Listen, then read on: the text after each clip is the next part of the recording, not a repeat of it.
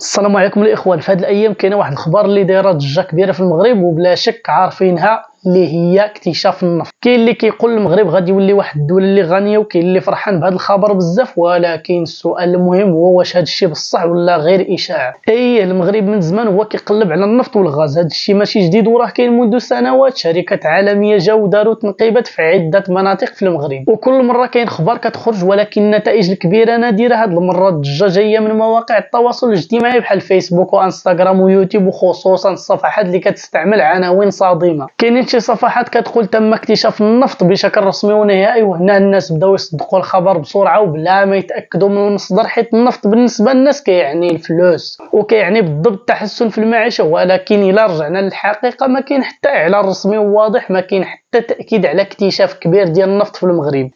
كاين تنقيب ونعم كاين بعض النتائج خصوصا في الغاز الطبيعي، ولكن ماشي اكتشاف ضخم. السؤال هو علاش الناس كتصدق هذا الشيء بسرعه؟ حيت الناس باغيين الامل وباغيين يشوفوا تغيير في حياتهم، واي خبر زوين كينتشر بسرعه خصوصا في فيسبوك وانستغرام. ولكن خاصنا نكونوا واعيين وما نصدقوش اي حاجه بسهوله، حتى الا كان اكتشاف في المستقبل راه ماشي غادي يبان في نهار وليله. استخراج النفط كيحتاج وقت طويل وكيحتاج استثمارات كبيره، وحتى الدول اللي عندها النفط مازال كتعاني من مشاكل اقتصاديه. يعني النفط ماشي حل سحري، خاص يكون تسيير مزيان، وفي الاخير خاصنا ديما نتحققوا من الاخبار وما نتجروش مع العناوين الصادمه اللي الهدف ديالها هي غير جذب الانتباه. والخلاصه ما كاين حتى تاكيد رسمي حتى الان، والمغرب مازال في مرحله البحث. وفي الاخير دير لايك للفيديو، ما تنساش متابعه الصفحه، والسلام عليكم في اخبار جديده ان شاء الله.